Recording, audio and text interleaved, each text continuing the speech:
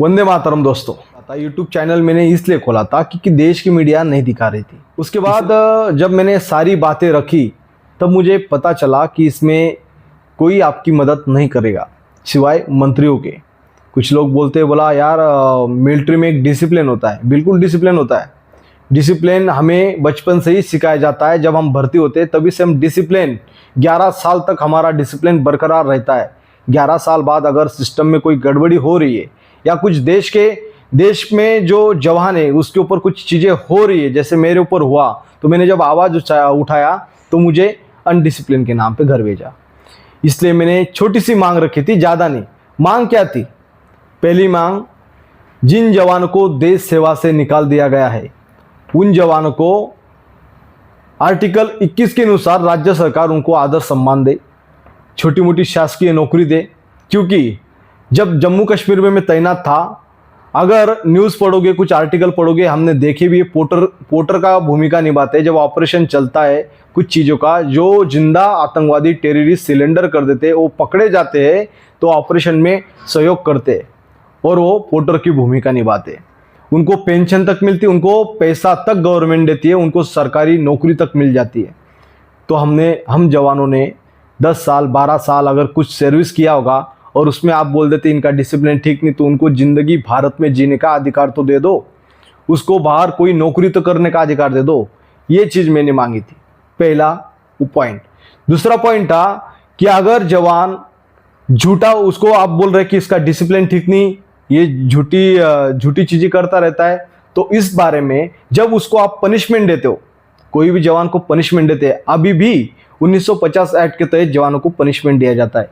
Army law चल रहा है ब्रिटिश कानून के हिसाब से, उस कानून के माध्यम से आज भी जवानों को पनिशमेंट दिया जाता है। जैसे आप, अगर मेरी व्यक्तिगत बात बताओ, मुझे बताया कि बोला भाई जाओ घर पे, उधर साहब मैडम के यहाँ काम करने के लिए जाना है, अगर मैंने आदेश पालन नहीं किया तो मुझे सिर्फ और सिर्फ इतना ही चार्ज लगाया जाता है, आपने डीसीपी ऑर्डर, आपने ऑर्डर पालन नहीं किया, इसलिए आपको पनिशमेंट दिया जाता है। अगर मैं कहूँगा कि मैडम के यहाँ मैं नहीं काम करूँगा तो वो चीज़ नहीं मानी जाएगी। पहले बोलेगा आपने सिर्फ ये चार्जशीट पे लिखा है ऑर्डर डीसीपी, इतनी तारीख को आपको आदेश दिया गया था, आपने क्या आदेश दिया था वो नहीं लिखेंगे, सिर्फ बोलेंगे आदेश दिया गया था, आपने आदेश का पालन नहीं किया, आपको पनिशमेंट मिल जाएगी।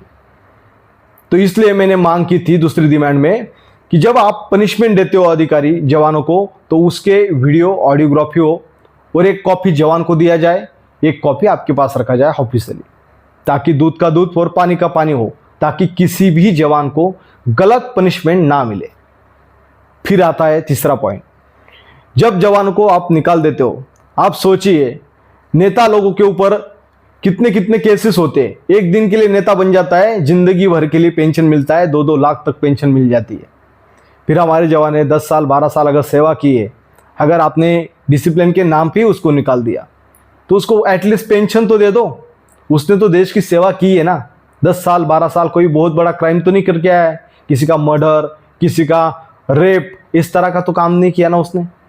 हाँ, उसने अगर सिस्टम में कुछ चीज़ें गड़बड़ी हो रही उसके ऊपर अगर बोला होगा तो उसको घर का रास्ता दिखा दिया, तो कौन सा ये आपने किया? अभी मेरे ऊपर 5 पनिशमेंट की बातें कही गई। 5 पनिशमेंट आप देखने तो नहीं आए थे। 5 पनिशमेंट किसने दी थी? अधिकारी ने दिया था, कोई जनरल साहब तो नहीं आया था वहाँ पे पनिशमेंट देने के लिए।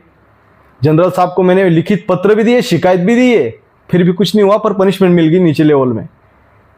तो ये पनिशमेंट दिया, फिर मुझे घर भेज दिया। मुझे अभी देश में नौकरी करने का अधिकार नहीं है, तो हमें पेंशन तक नहीं है। तो हमारे से अच्छा तो हमने देशभक्ति चुनी थी, हमें तो आज देश में ही नौकरी करने का अधिकार नहीं रहा। इसीलिए हमें पेंशन तो दे दो एटलीस्ट जिंदगी जीने के लिए, ये चीज़ मांग रहा था।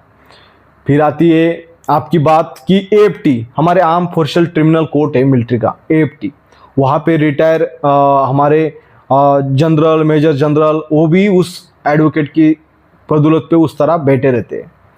मिलिट्री लॉ 1950 एक्ट के तहत चलता है, पर मिलिट्री लॉ अगर एएफटी में जाते हो, एएफटी में आपको वहाँ से निकाल आपकी तरफ से नहीं मिला, आपकी तरफ फेवर में नहीं मिला, तो आप हाई कोर्ट में जाते हो।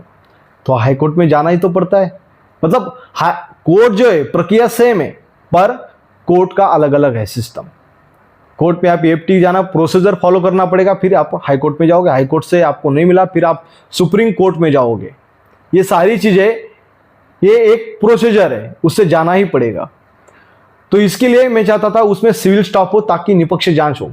जो पहले कर्नल जनरल रहा होगा वही वहाँ बैठ जाएगा, तो वहाँ कहाँ डिसीजन मिलेगा। पहले क्या होता था कि कोई जवान को अगर निकाल दिया तो उसके बाद उसने पिटीशन दायर की तो पहले सरकार पैसा देती थी। अभी हो क्या रहा है, अगर आपने पिटीशन दायर की और आप जीत गए तो आपको जिस कर्नल ने निकाला है उसको पूरा पैसा भरपाई देना पड़ेगा। अभी कौन सा अधिकारी ऐसा होगा कि आपको कागज में ऐसे लिख देगा कि मैंने आपका ऐसे ऐसे किया है और आपको प्रूफ दे देगा हाथ में। उसको तो पता है पिटीशन दायर करेगा। तो इस वजह से मैं कह रहा था कि एएफटी में सिविल स्टाफ हो ताकि निष्पक्ष जांच हो सके। क्योंकि क्या होता था, वकील पहले मैनेज हो जाते थे कि जैसे ही अभी इसके फेवर में केस जा रहा है, अगर कोई अधिकारी के फेवर में केस नहीं आ रही है तो बोलता है बोले ले ले 10 लाख। 10 लाख उसके लिए तो नॉर्मल है, उसकी पेमेंट ही उतनी होती है 1.5 लाख 2 लाख 2.5 लाख।